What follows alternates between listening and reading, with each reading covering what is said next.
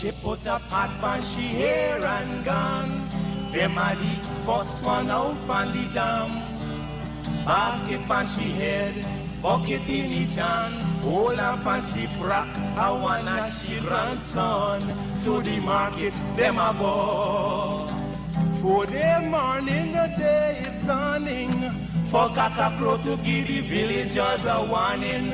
Rise and shine, the birds them a sing. All animal take turn as them join in the waking.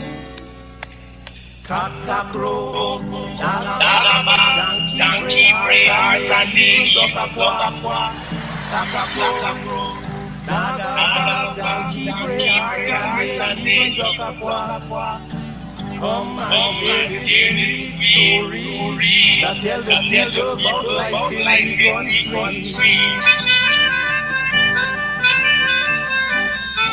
All day a back me now Inaga jackas get load.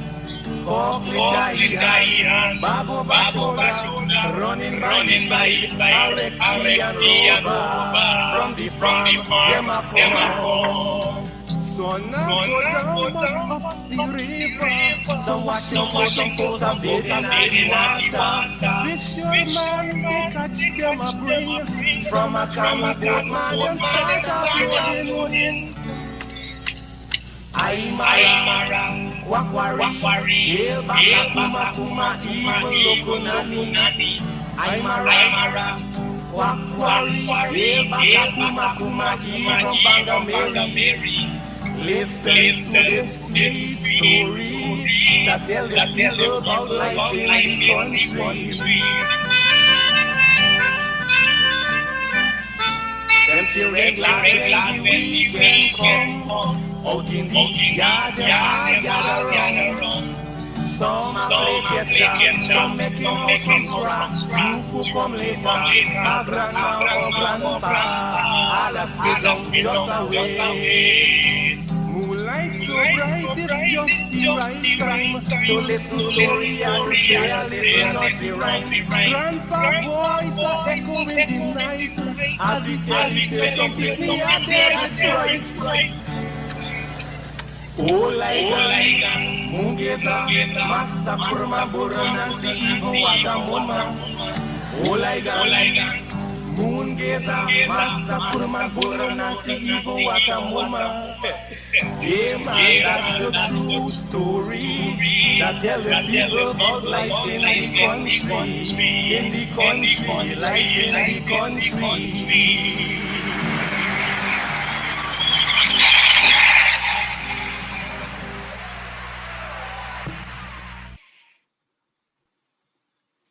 Hi, good evening all. Blessings by God's grace to you all. My name is Sharma Solomon. I'm your host for this evening's program, Straight Up on 107.1 Benchcop Radio, streaming all across the world and broadcasting in Guyana on 107.1 Benchcop Radio. So I'm in this evening again for Mark. I know people may say, but where is Mark? In fact, I saw that last night. And as I keep repeating on this program, Mark is in pursuit of educational upliftment. We wish him well. He is also with some other commitments. So I've decided to deputize for him this evening, as I did last evening. And hopefully we can get to our program, which I keep promising that we'll get to. But in the meantime, let us have these discussions. Let us have these conversations. I hope this evening, again, we can bring to you some very important topical issues.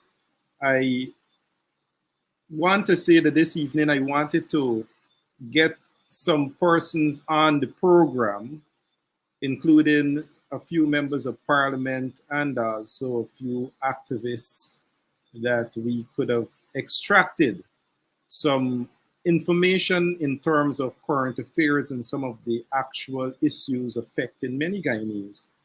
And last night we spoke about cost of living. And we also examine the issue of what is affecting our fishing folks, more so the cash grant.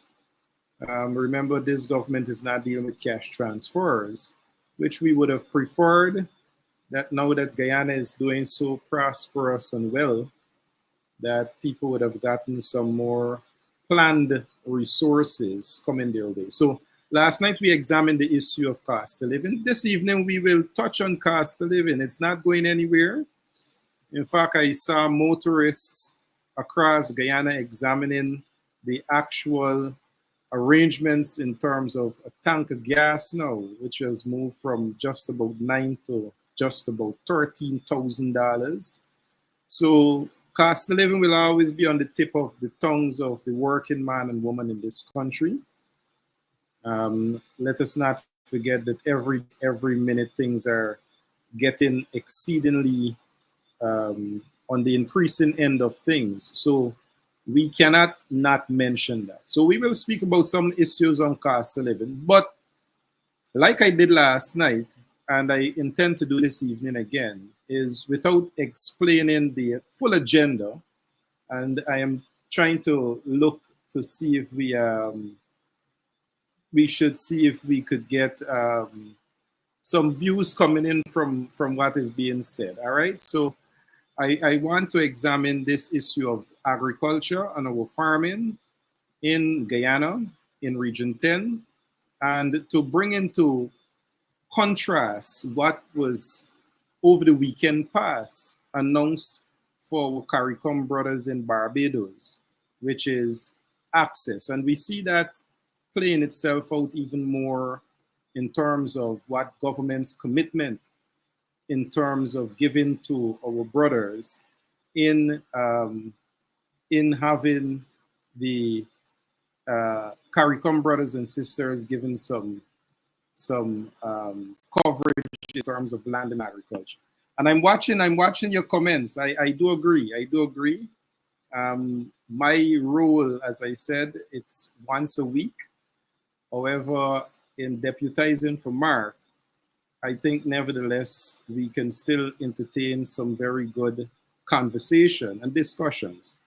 Why the issue of agriculture is very important for me, and I had this conversation last week with the listeners of Straight Up and the rest of Guyana on how that is affecting the people in Region 10, more so those farmers in Amelia's ward, and the damages incurred by the government of Guyana, in fact, by those farmers through the actions of the government of Guyana through central housing and planning in the destruction of those farms. So this evening, we're going to really look at what the government is giving up in terms of willing farmers, people who are actually in the execution of getting food on the plates of Guyanese to ensure that we get more given to those who are committed to producing.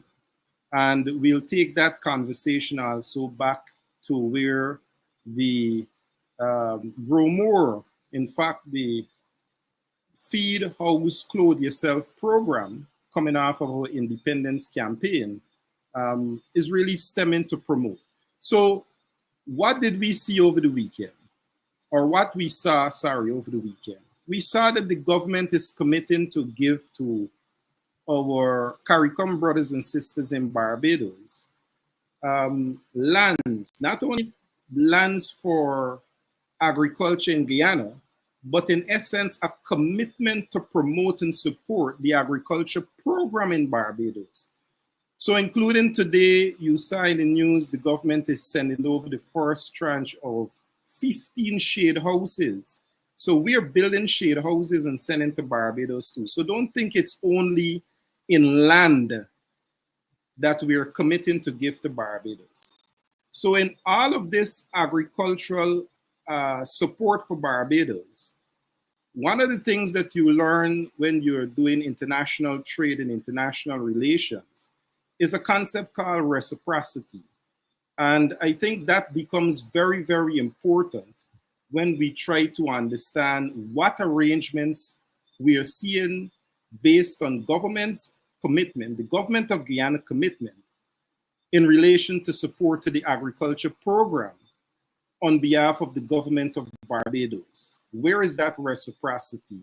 Where do we see Guyanese equally benefiting from the commitments that we are giving up as a nation with regards to those who we deem as our CARICOM brothers and sisters, but nevertheless, looking in our own context, where we are in our own agriculture situation. And I can say to you that in that concept of reciprocity, with regards to food and agriculture development, and where we see similar treatment for Guyanese, there is absolutely none. There is no commitment. There is a commitment to train in the hospitality sector, which to date, how that is going, there is no understanding where that is. There is no approach to saying it is so far in play that Guyanese can be trained in the hospitality sector by Barbadians.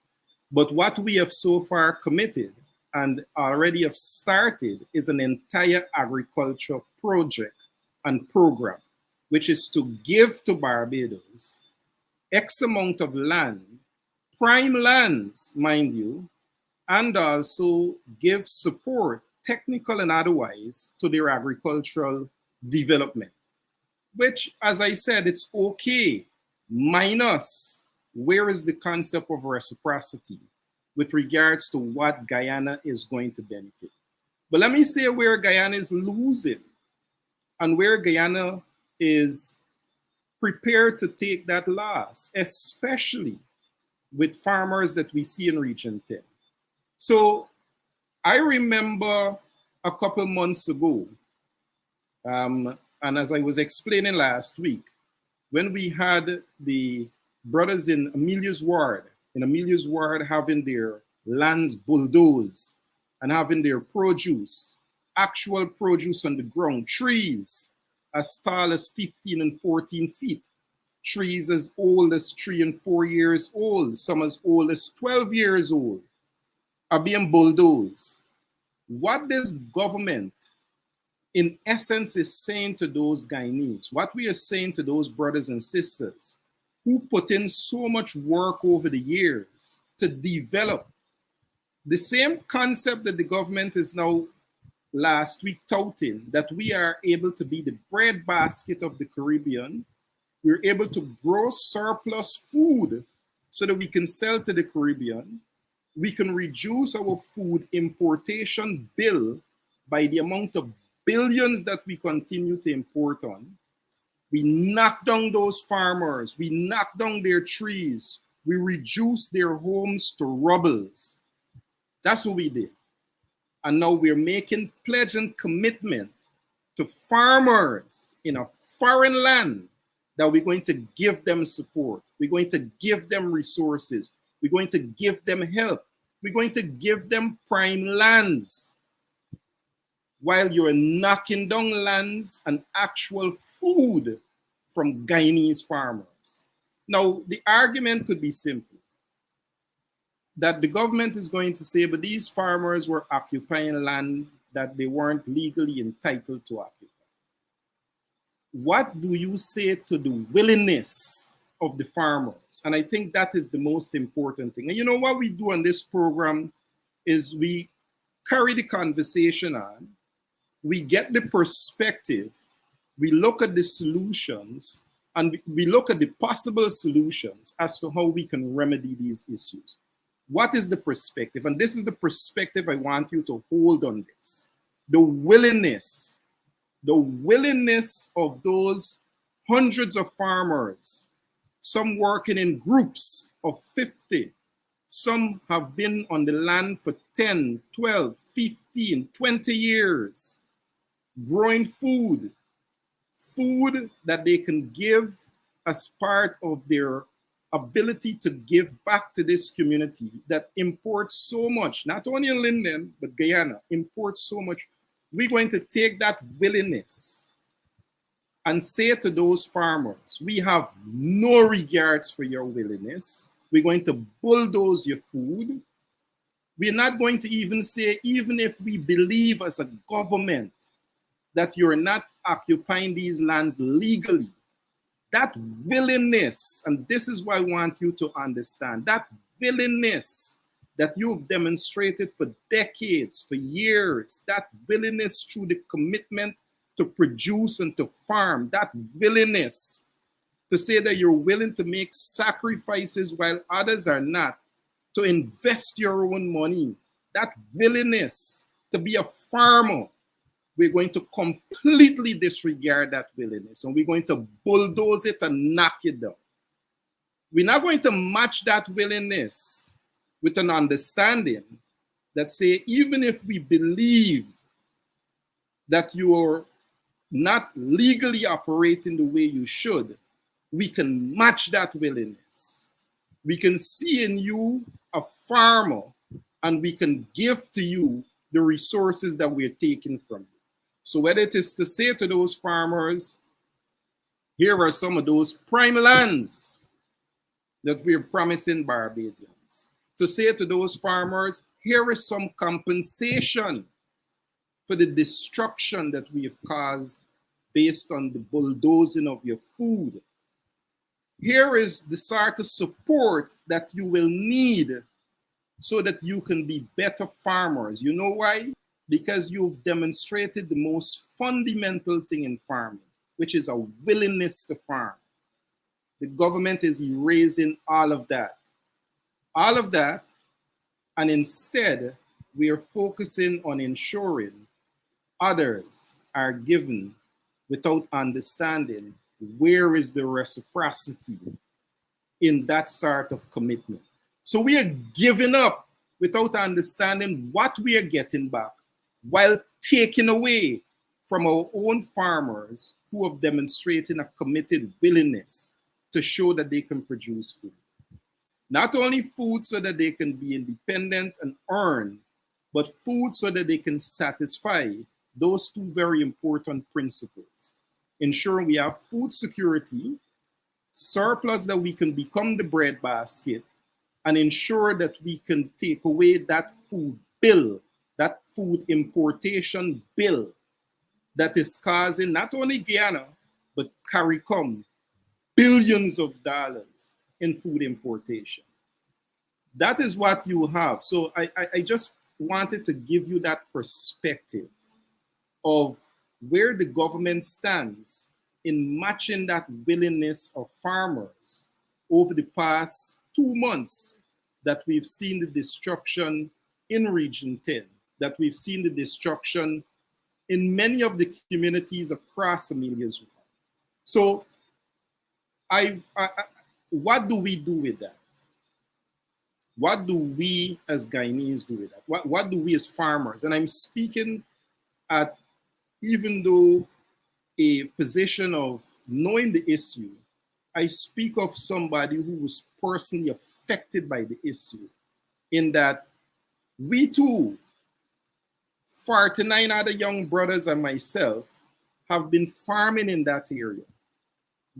Who you are actually looking at is one of those willing individuals who are willing to put their hands in their pockets and invest their own capital, who is willing to take time and energy and resources when others are not giving, because these are not bank loans, and put it into ensuring we have those sort of commitment to grow food.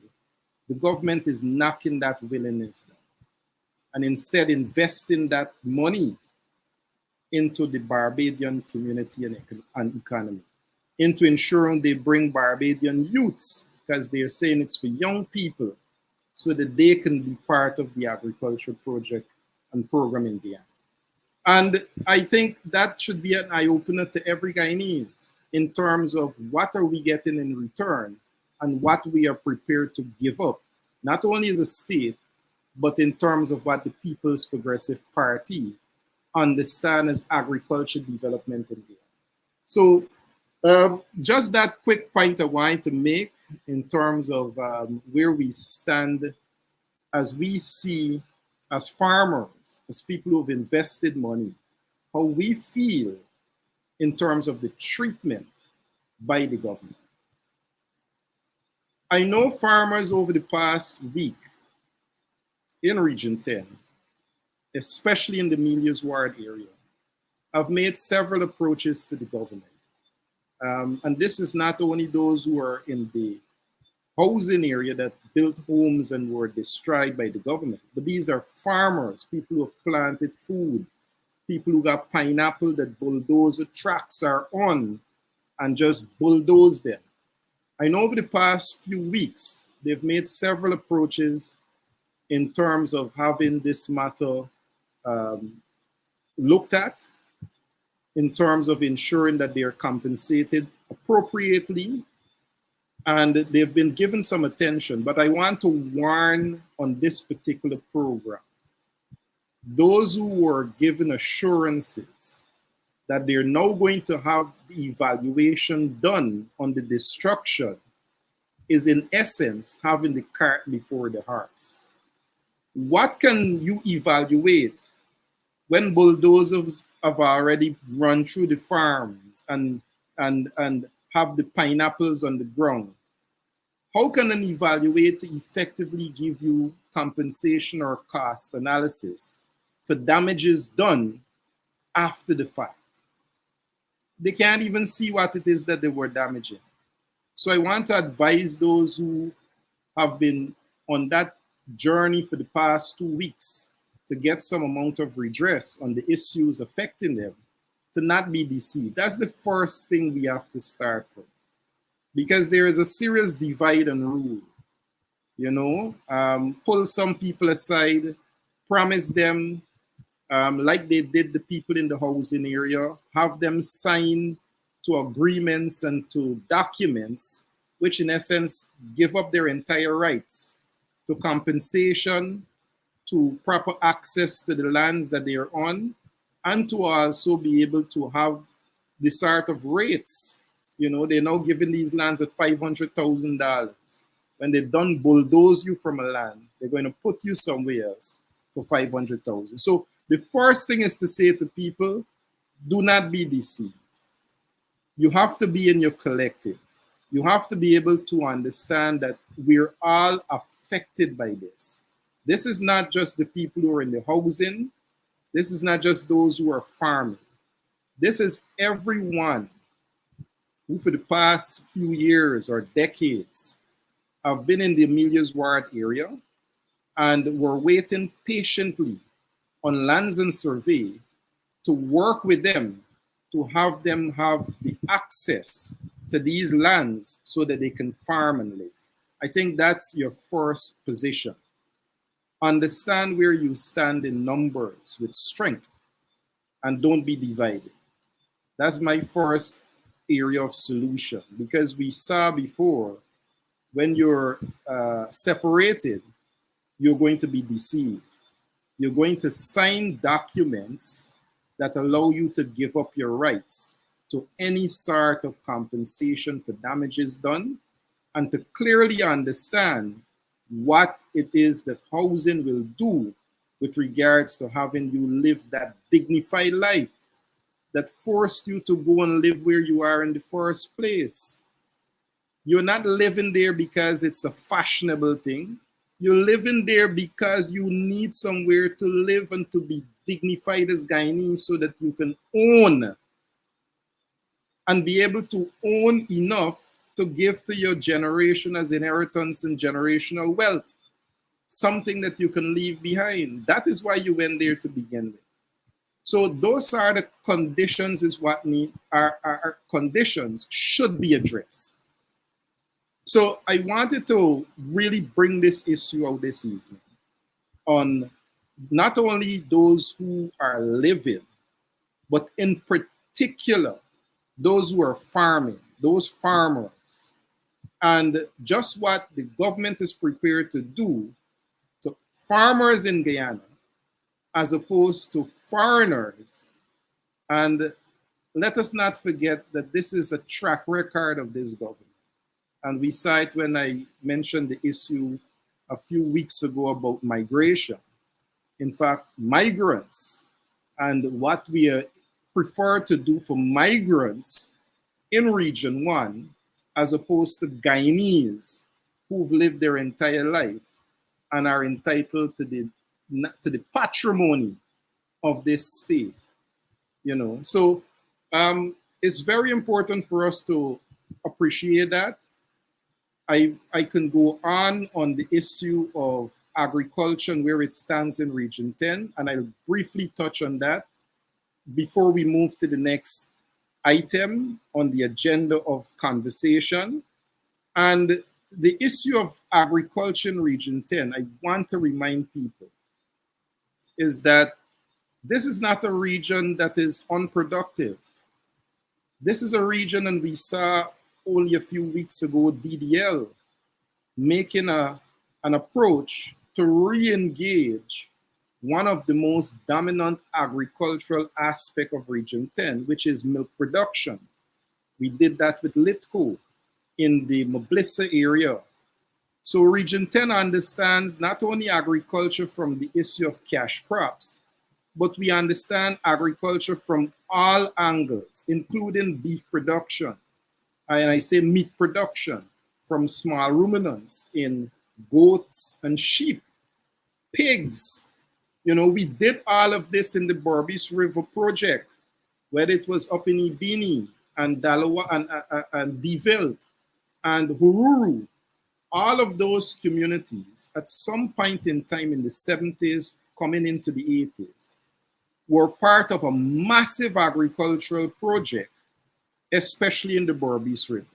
So Region 10 understands where agriculture is. Today, however, this region is reduced to importing almost 70 to 80%. And I know people may say, but you're not scientific with that number. Well, you have to live in Linden, and you will appreciate when you see all those small canter trucks and all those small vehicles coming as far as the Quarantine, Perico, Blackbush Polder. I have went to Kukwani, and I have seen transportation moving between as far as the East Coast all the way to Kukwani to sell people food. And, I got a garden that I've been working on for the past 6 years.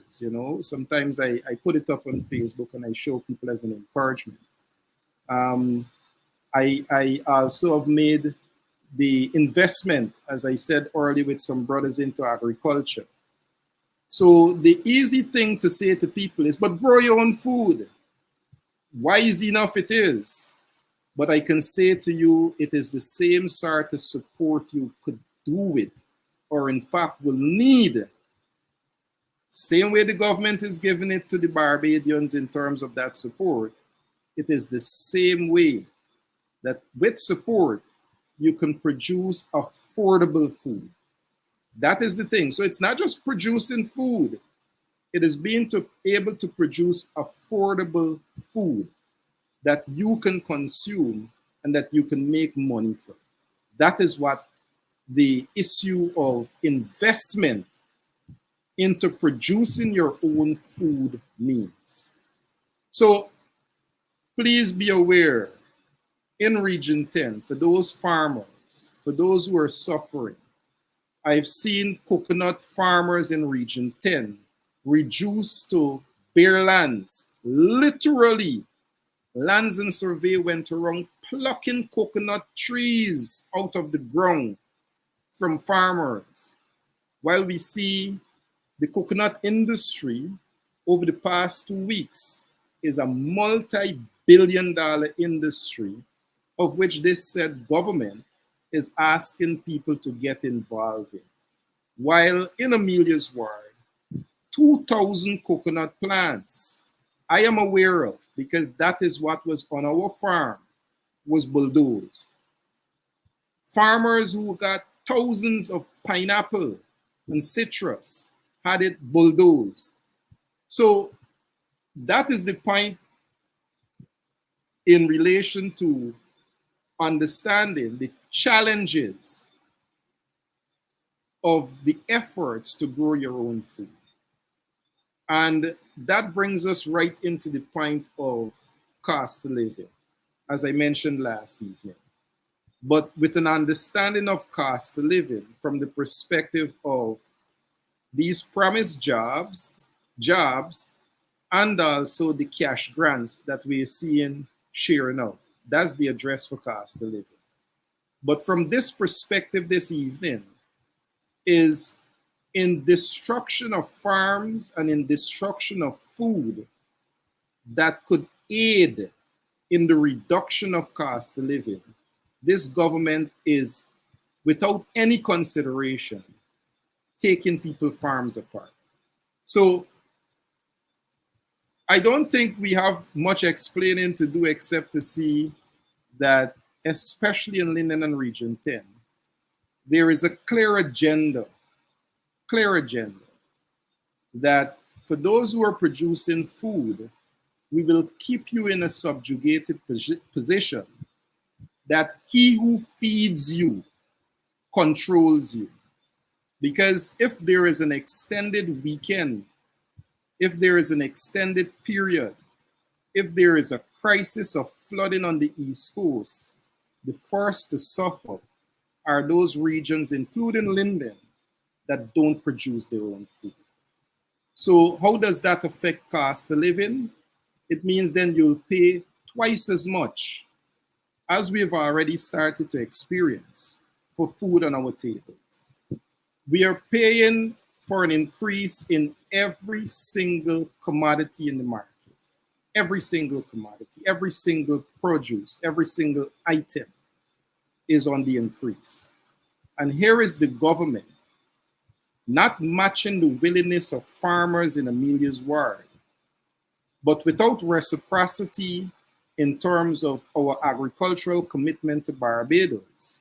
We're promising those farmers and have started to deliver to those farmers a commitment of shade houses, 15 to be exact today, and hundreds of acres of lands in months to come.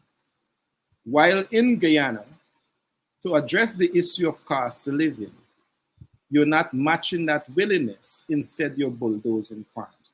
So Lindeners and Region 10 residents, pay attention.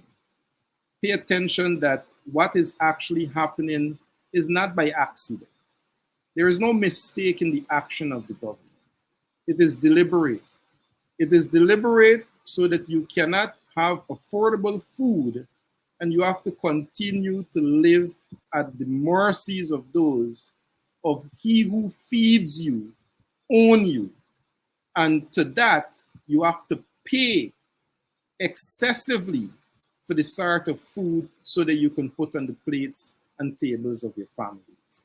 That is the actual occurrence of what is happening in terms of food production and agriculture. So when you saw the government a few weeks ago with that entire charade of promoting on the CARICOM level agriculture and agriculture development, know that it is empty promises, it is cheap talk. And it takes us back into the many initiatives, from the Jagview initiative to the Grow More Food campaign to the CARICOM bread basket, and all of these things that this PPP government promoted for agriculture. The same way that we see that it is empty promises and open dialogue for criticisms, as we see the treatment with the farmers in Amelia's work, that is the commitment to agriculture in Guyana. That is the commitment to the agriculture initiative in the Caribbean. It is just empty promises without no proper commitment.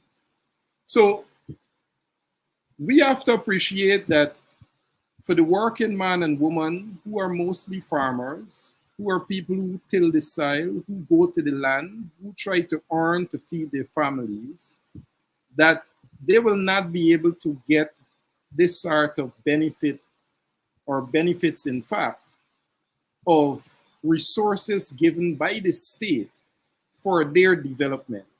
But you see these resources going to a selected few of people in terms of their development. And I like to see when people say boots on the ground, because I think by now, this is where we start to see that sort of agitation.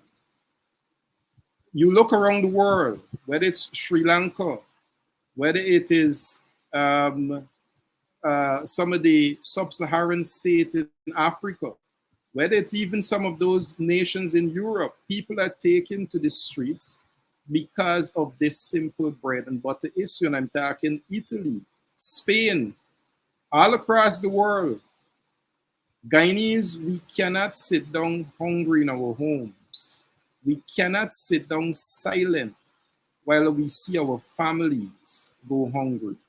We cannot, especially I'm speaking to you public servants, as cost of living go up, as inflation increase, as prices goes up. I started by speaking about fuel, where 9,000 got a full gas, tank of gas, you now need 13,000. While every commodity goes up, your pockets are not matching that. The address for that by this government is cash grants, which is to give willy-nilly. As I said last night, the fishing industry implies 21,000 fishing folks, 21,000. The government is making the claim today that they're only going to give, of the $150,000, they're going to give to 5,000 fishing folk. And then the Minister of Agriculture is saying today that they are not certain on who could be considered fishing folk. This is the sort of absent-minded planning that we have to deal with the issue of cost of living. So not only in the agriculture support for farmers and their willingness to deal with cost of living so that we can have more production, we are going to knock their produce down and bring Barbadians in. But even in the complete planning of the addressing of cost of living, again, as we saw with our fishing folks, we just share money out. You know, we, without a plan, without understanding that even the boat builders are fishing folk. Even the marine importers of marine items are fishing folk. They're all going to suffer. They're all suffering. Not only because of cost of living, but they're suffering because there is decline in the production of seafood across Guyana. So absent-minded, like the Amelia's Ward bulldoze the farmers, absent-minded to deal with the issue of cost of living, we're just going to sprinkle money around the place and not addressing in a holistic way with a national development strategy or plan, how do we properly address the issues affecting Guyanese, especially as it relates to cost of living, and especially as it relates to how do we take care of those who have been severely affected, such as our fishing folks and such as our farmers. So that is the state of what we see presented itself a few weeks ago at the agricultural forum that the government of Guyana hosted, brought in a whole lot of foreign leaders, carry out a whole lot of empty promises and talks, while in dealing with agriculture right home in Guyana, we see this sort of response. Very disjointed, without a plan, absent-minded, and without any consideration for those who are willing to participate in the agricultural development of not only Guyana, but the region as a whole. So, again, those are the perspective on the matter, on the matters. And the solution to deal with them would ensure that we start to prepare ourselves to know, and I'm getting like Mark now, in terms of boots on the ground. believe that we have come to a point where, as much as we know the issues, and we are going to articulate them so that you can appreciate them in a deeper context of how they affect you, it is about time for us to start appreciating that we cannot sit silently. We cannot accept without responding appropriately to many of these transgressions. You cannot be a farmer in Amelia's ward, watch your lifelong earnings be bulldozed. You cannot be a farmer in Amelia's ward, watch that which you have invested so much money, time, and resources into be bulldozed and destroyed, and you are not agitated to at least respond appropriately. And that response can be, let us look around to see what the opposition is going to do for us. Let us look around to see what social activists such as Mark Benchcup or Nigel Landon or whoever can do for us. We have to want to understand that with or without that, we have to want to take a stand on our own. We have to want to be part of the decision-making process. It is not a violation to want that. It's a constitutional right to have that. Article 13 provides for us to be part of the decision-making process that impacts our lives. The government can't come and bulldoze 300-400 people lands and homes without proper consultation. That is what is provided for in the Constitution. So action to be taken must by now become extra parliamentary, must by now become boots on the ground, must by now become appropriate in response to the actions of the government. You cannot sit back and complain that your lifelong earnings are being smashed, bulldozed, you are being taken advantage of. And you have not met to that conscious point within you to dislike that, so that you can move to the next stage of speaking out against that.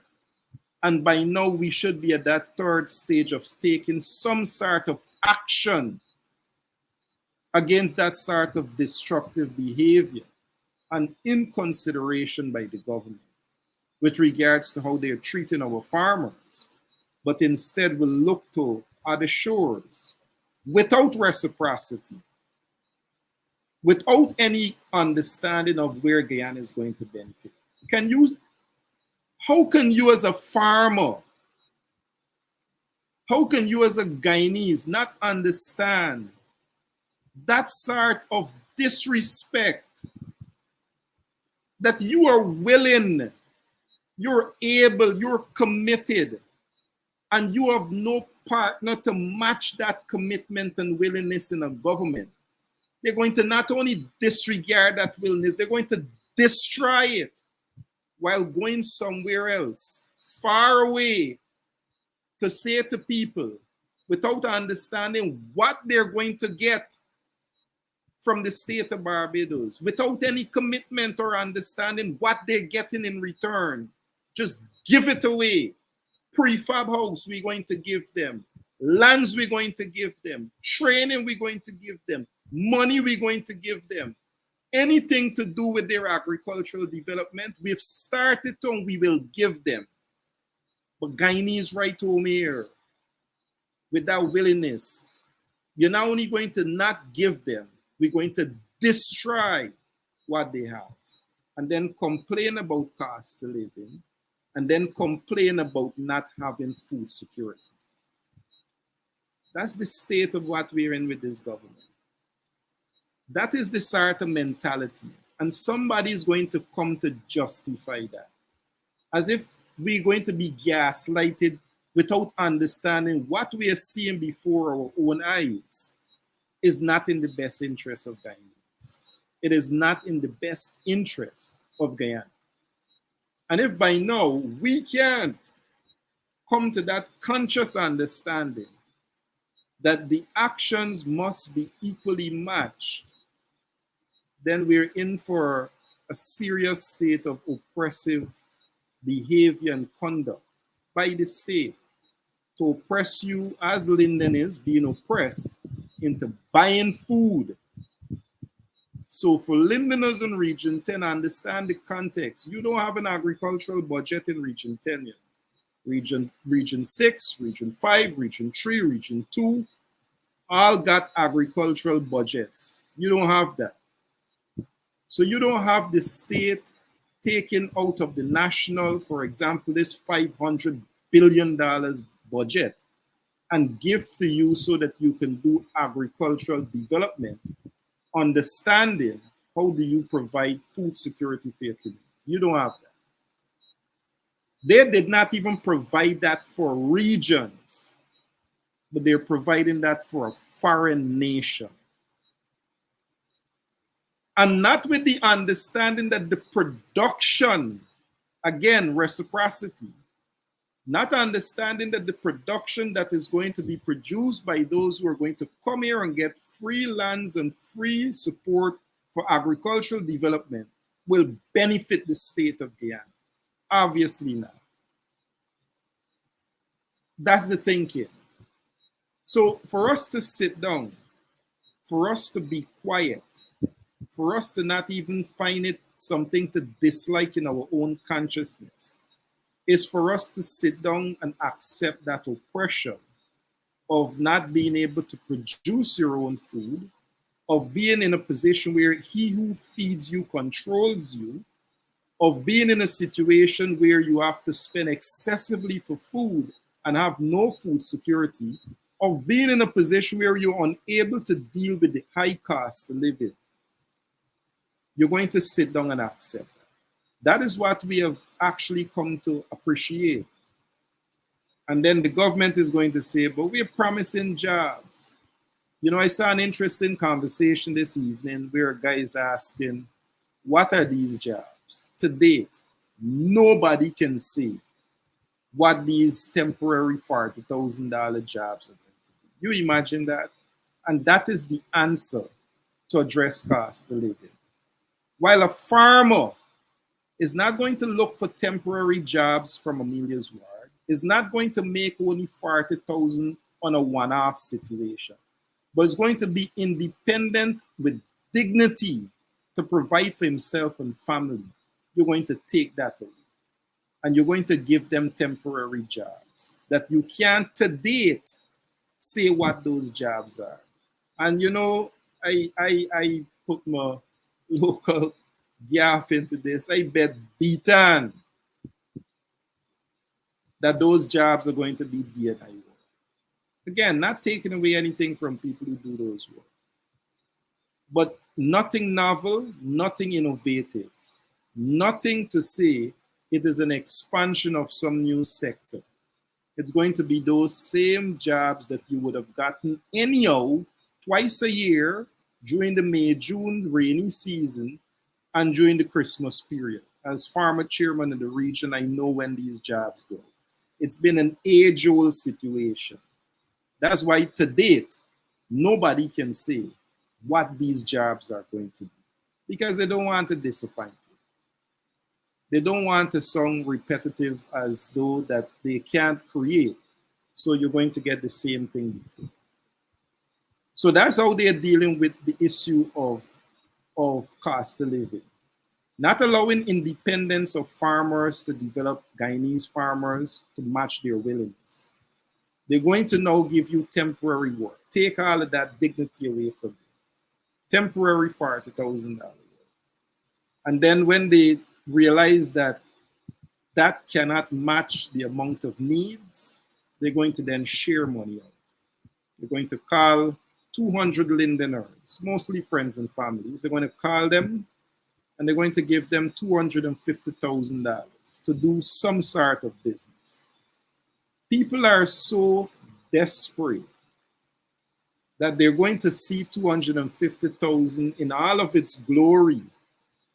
Fishing folks because of their depleted catch of fish and the nature of what the industry has become now, are going to be desperate for 150,000. But let me tell you where the trouble is going to come with that. When it reaches your hand and $12,000 alone, because most people driving, is on fuel. You see how quick that money going down? Just fuel alone.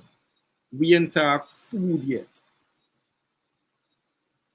That is what this cash grant, this sharing out of money that seemed something grand and big, when you match it against the cost of living issue, you see even that behavior of cash grant cannot satisfy the state that people are in with regards to their ability to earn and their ability to provide for their families.